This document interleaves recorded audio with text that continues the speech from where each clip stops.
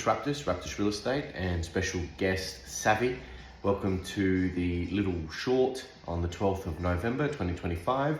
And as we're going to see over the next few days, the bank's increasing their fixed rate, which is extremely disappointing because it means that more than likely there's not going to be another interest rate drop for this year. So now markets probably have been factoring this in. We've seen, gold come off the highs. We've seen Bitcoin come off the highs. We've seen a little bit of a correction on the ASX and the NASDAQ as well. So, with property, it is a lagging indicator. I've probably seen it in my opens where I've seen the numbers sort of die down a little bit. Not as much bullishness with the buyers, although there is still, buyer activity going on at the moment.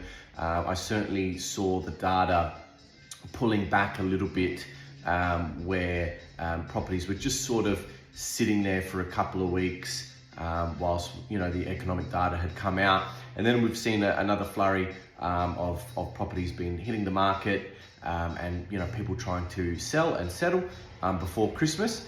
And try and get their objectives done for this year and moving into the next. So that's kind of like my little take on things. I've got some interesting statistics on how many properties have sold. Highest property sold in residential and highest property sold in commercial real estate, which is in the description below.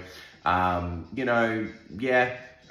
think the numbers might be starting to pull back now a little bit.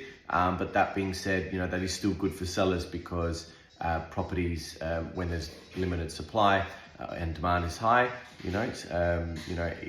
basically prices are going to continue to keep going up. Hate to say it, but we had 1% growth or 0.09% growth last month.